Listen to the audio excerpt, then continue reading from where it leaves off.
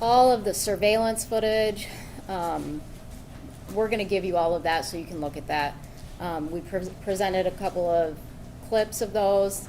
They've presented some photographs of times. With everything that's been presented, he still has enough time. The 126 to 146 that we discussed, that full 20 minutes, that he was in the spray barn during that time. 341 to 429, they show a picture of potentially some farm implement out in a field and says he's the only one that could have been out there doing that. There was nothing to suggest that he was the only one that could have been out there doing that. We know Jaron was on the farm. We also know, based on their own witness testimony, Todd Nierick, that he was at the office, left the office when a little before the kids did. He goes out, does whatever he's doing, and he goes and meets Todd at the defendant at the spray barn. He says, I didn't go in the spray barn, but that's where Dale was. He didn't say he was out in the field planting or plowing or doing any of that. He was out at the spray barn. So again, we have that amount of time in the spray barn. 5:07 to 6:06. Again, he's clearly in there for that hour of time. There's additional time that he's in there that is, 5-10 minutes here and there. Granted, that's not a lot of time together, but you don't have to cut off the end cap all at one time. You can cut off 5 minutes here, 5 minutes there, but he has more than ample time to get this done. The defense talks about how the defendant knew that Ivan and his brother were in the old shop working on the vehicle that day. He sure did. He didn't take the welder out of the old shop. He went to the new shop when he needed a welder. He went in there and he grabbed the angle grinder and the discs, and he didn't take the tank into the old shop to weld it there because, number one, there's surveillance cameras in there. Number two, Ivan's in there. He also didn't take it into the new shop to weld it. Again, that's the other place that we've heard testimony the welding is done, the old shop or the new shop. He didn't take it into the new shop because, again, there are surveillance cameras in there. Where does he take it? He takes the tank and the welder to the one place on the farm that nobody welds, and there's no surveillance cameras.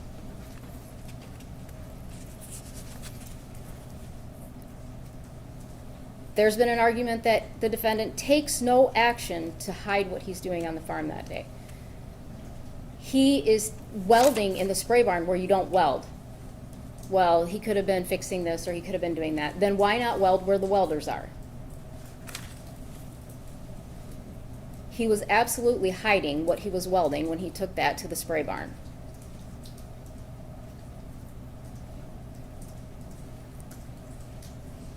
There was indication that he was criticized for looking over Zach Bach's shoulders when Zach was looking at the cameras. Again, the defendant is in and out of the office, seeing what's going on the surveillance. Would he want to know what's caught on camera? Absolutely. Is he looking for his wife? No. Was he looking for his wife when he tried to access the cameras at 8:48 and 8:49 that morning? No. What is caught on camera?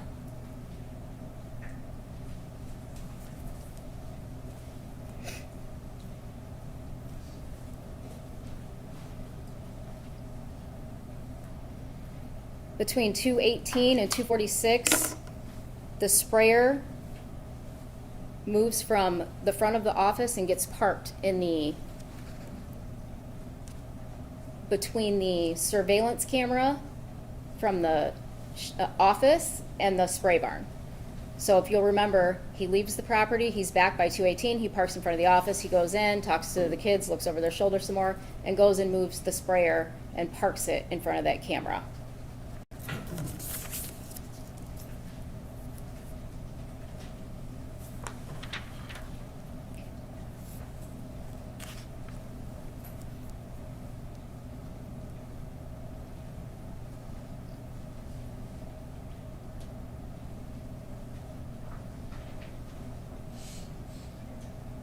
The defense indicated that there was no single trace that Dee Warner was killed in the property.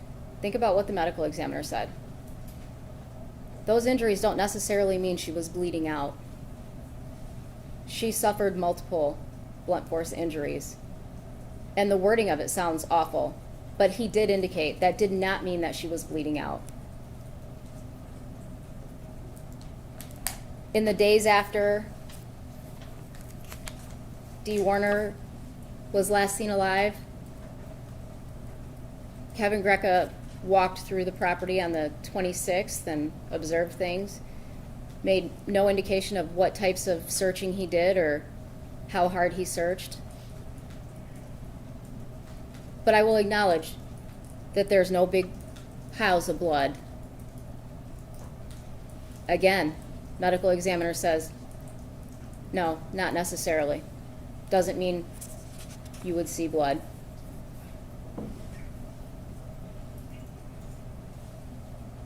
The medical examiner cannot determine the exact date of death or the time of death. That's correct. This is not TV, right? What did he say?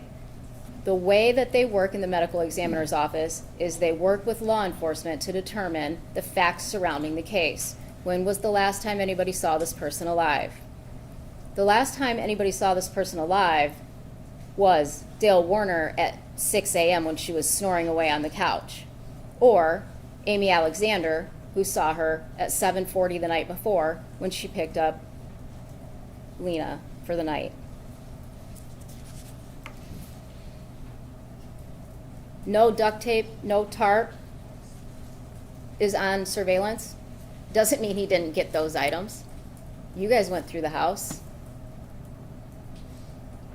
Could they have been in the garage? Could they have been in the attic? Could they have been anywhere else where surveillance may not have picked him up? Absolutely.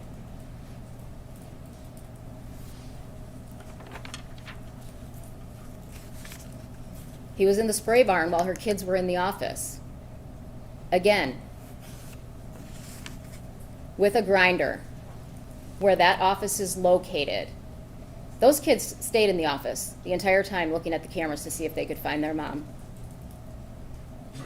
With the location of that office, you're not going to hear that grinder.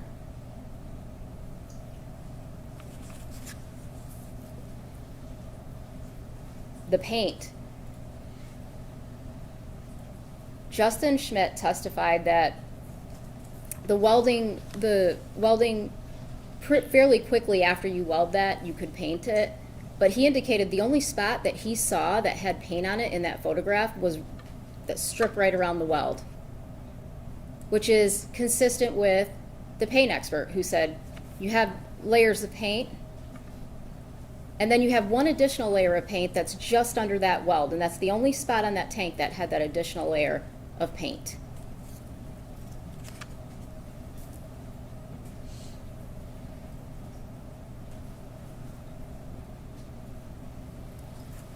Where's the paintbrush? Where's anything that was used in the spray barn?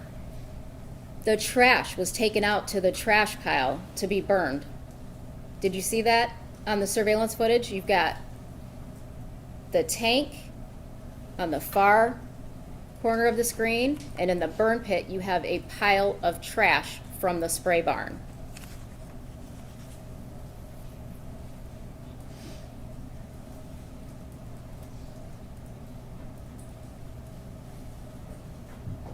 He continuously consented to searching all of his land again. Sure, come search. Not here, not now. You can search anywhere you want, but you can't search here. You have a right to say you don't want somebody to search. But when they come back later with a search warrant to search your property, and you come back onto the property and remove an item that is similar to the tank that her body is found in, again, a very unique tank, and you have come back to the property while the police are there searching. The dogs are 20 minutes out, and you're 18 minutes, you're back, and you're moving that tank, and then you're gone again. Talked about the canine tracks. Again, what would that cadaver dog smell? Nothing. She's in the tank by the 25th at 6:39 p.m. So all the searches, all the canine tracks that didn't locate her, they were never going to locate her.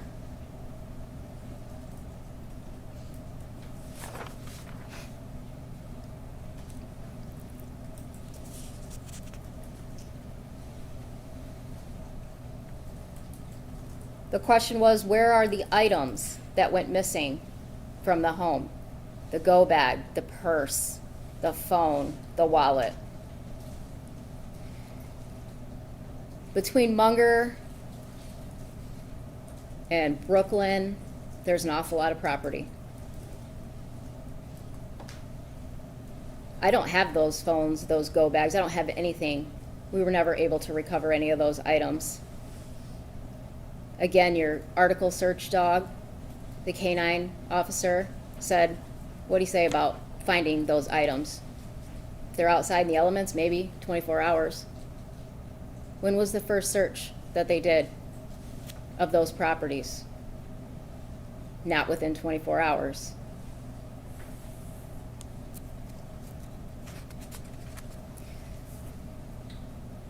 Defense says, despite what Dreyer said on the stand, despite what he said, Dreyer said his statements were fairly consistent,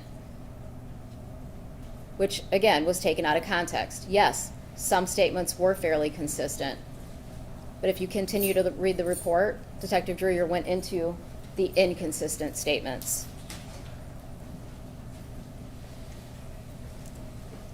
Defense claims that her client offered assistance in the background. He's got a 9-year-old that he's trying to take care of. The 9-year-old that he consistently throughout interviews said that he had never home, never had anything to do with her. I've got to work, I got to farm, my brother's got her, my brother's girlfriend's got her.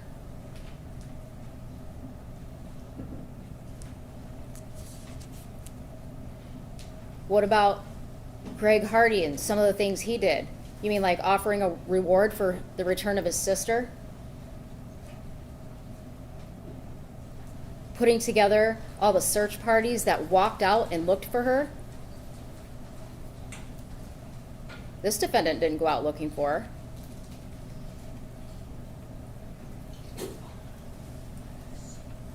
The defense stated, the defendant didn't really think suicide was a real possibility. That's one of the first things he brought up on 425 when Austin Hall gets there. She was talking about killing herself and taking off and leaving. And then the next day with Greca, what does he say? Yeah, my wife's depressed. 427, she's suicidal. She tried to kill herself once. 3 times throughout the course of our marriage.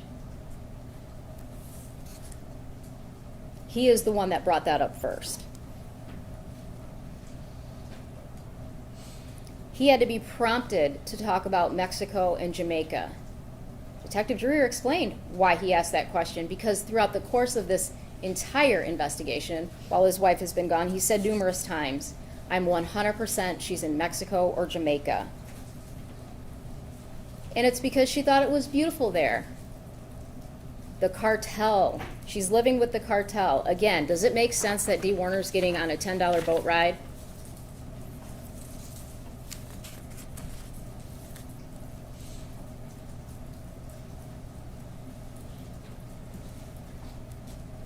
During his interviews, the defendant acted like he didn't know why Dee stopped going to counseling. I'm doing everything I can to fix this marriage, she stopped going, I don't know why, I don't know what happened. Very clearly, in one of the text messages that you guys have, she says, I'm not going to Craig anymore. I'm the one doing all the work. I'm not doing it. I'm not doing it.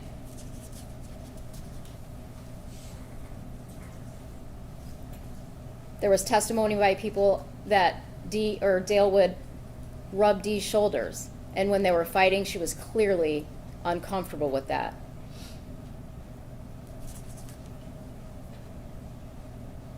The Vinx device, that's going to be the tracker that Brian Bush testified about, that Stephanie Vocal testified about, and the defendant himself gave numerous statements about. Danielle Vanden Heuvel, the expert, the phone data expert, testified that that app was actually purchased by Dale Warner's device, but not downloaded. So he did purchase and not download. Brian Bush,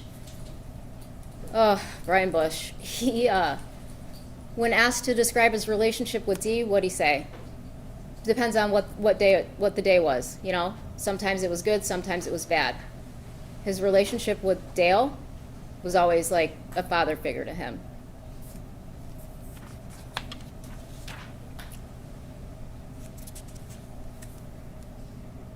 There was a suggestion that the defendant didn't check OnStar when she was sneaking out because she didn't drive the Cadillac. Numerous statements he's given. She has never left here without a vehicle. And he wasn't allowing her to drive the Hummer because it took up too much gas, and the only place that she could drive it was out to the field to bring him food. Again, never brought that up to the police as a concern. My wife's been sneaking out. I don't know where she's been going.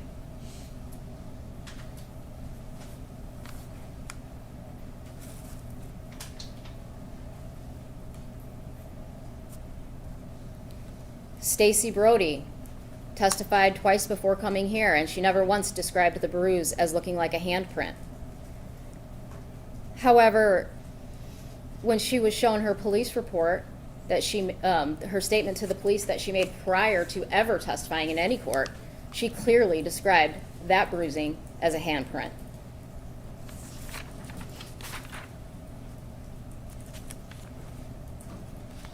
The 23rd, when Todd says he's in the office and he gets into it with Dee and sees her in sweatpants, Stephanie was there too. She testified about that. What else did she say? I have never seen Dee Warner outside the house in pajamas or anything less than always dressed up. She always had to have the best on.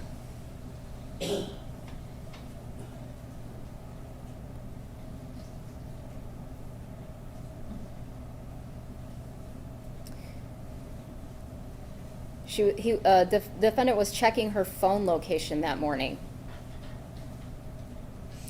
The argument is, if he knew that she was dead, why would he keep checking her phone location? He wouldn't keep doing this. No, you would, right? For the same reason that you would duct tape her mouth and nose, you don't want her to ever breathe again. I need to know that that phone is not going to ever ping. I need to know that nobody's going to find that device.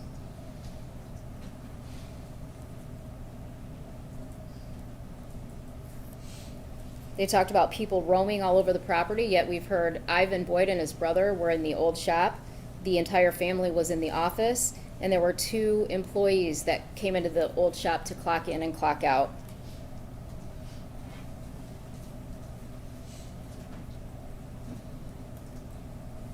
They brought up Maddie's testimony that Dee would sometimes walk to the office. She had no socks and shoes on. Again, you've been on the property. You've heard the description of Dee Warner. She has never left her house in her pajamas and wouldn't be walking down to the shop without her socks or shoes on.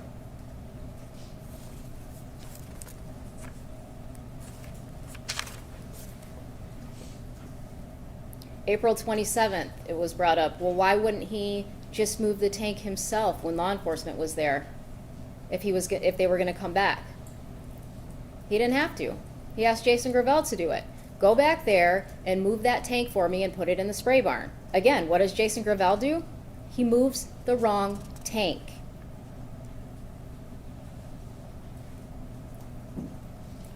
He did testify that it wasn't uncommon for him to move tanks, but what else did he say? That was the only time that the defendant has ever called me and asked me to put a tank inside the spray barn. The only time.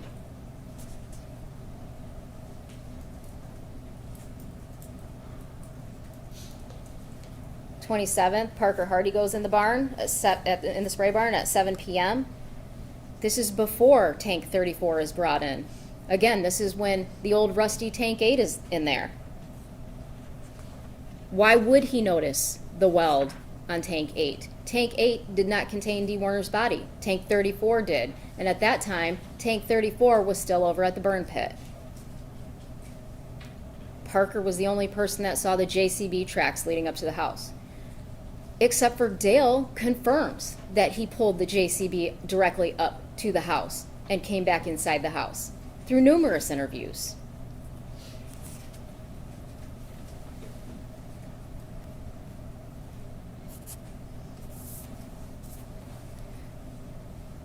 Again, Dr. Cho, the date of death, he testified he was not concerned at all that the date of death would be 4/25/2021. I said, her body was kind of in pretty well preserved, doctor. Are you concerned about that? What'd he say?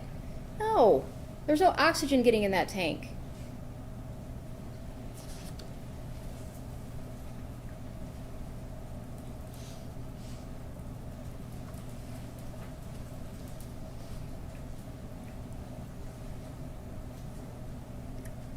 The defense brought up that Dr. Cho said they could have been sweatpants.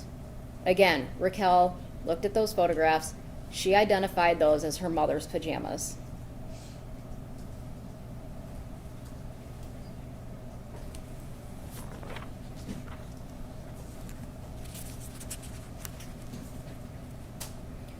Justin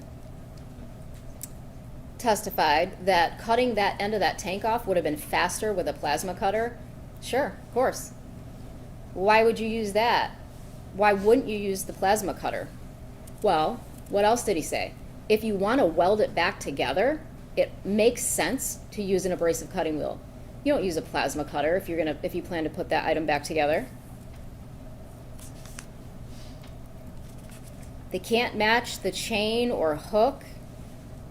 Dee Warner was last seen on 4/24/2021, again by Amy Alexander, or 4/25/2021 by the defendant. And her body was not discovered until August 2024. Those items are gone. They went back and executed a search warrant after they found her body.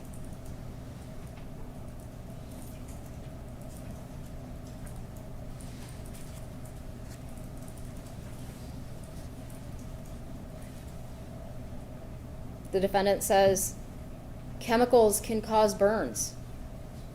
Sure. We had Ryan Rankin here talking about chemical burns. That burn was consistent with a welding burn, not a chemical burn.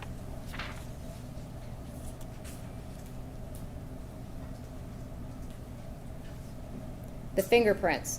The defense says the stickers were peeled off the tank when the paint analyst went to get paint scrapings. Who cares? The person who, the fingerprint analyst, was the first person to do anything with that tank. She came to Northville, dusted the tank, pulled the stickers off, so the stickers are going to be off before the paint analyst came and did her portion. So of course those stickers are going to be off.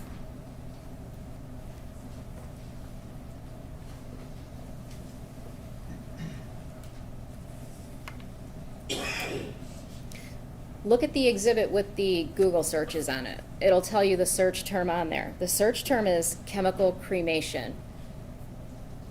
The items that were clicked were, why is it illegal? Chemical cremation, why is it illegal? There's no suggestion that he typed in why is it illegal. Go to that particular document and look what's in there. Chemical cremation. Where does he go?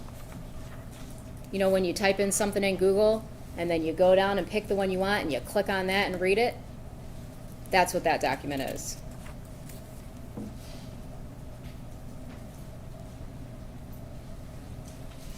Fingernail clippings were not sent to the lab for DNA. How many times did you hear that nothing inside that tank was suitable for DNA testing because of the chemicals? Detective Dreyer worked closely with the lab to try to get some of that stuff processed, and they could not be processed because the items were not suitable for testing.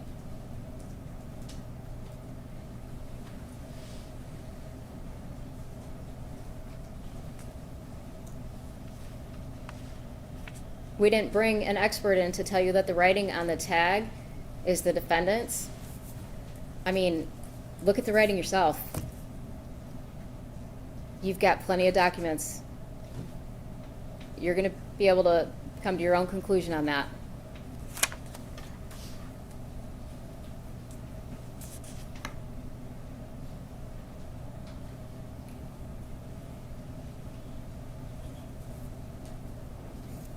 There was a suggestion that Terry and Todd weren't spoken to, that none of these people were looked at or talked to.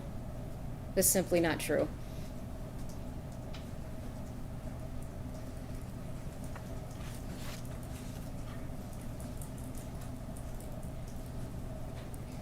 And finally, the defense indicates that if this crime was premeditated, he would have had all those items already. They would have been ready for him to go, ready for him to cut that off, ready for him to do the welding back. Again, premeditation, deliberation, they do not take that long.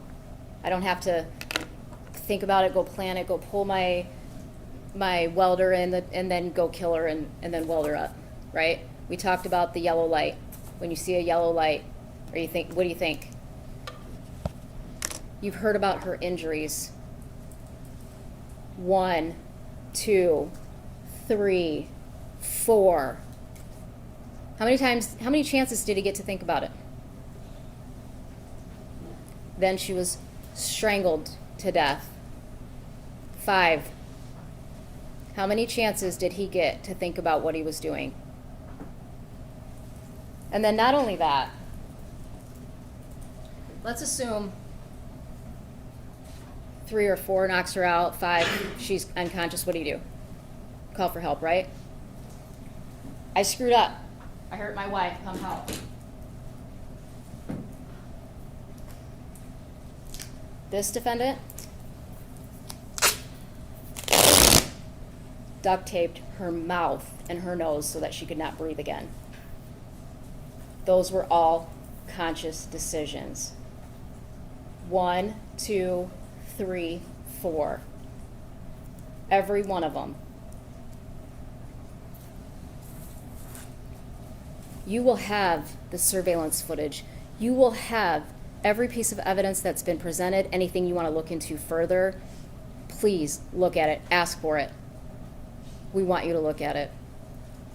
We want you to return a verdict of guilty first-degree murder and tampering with evidence.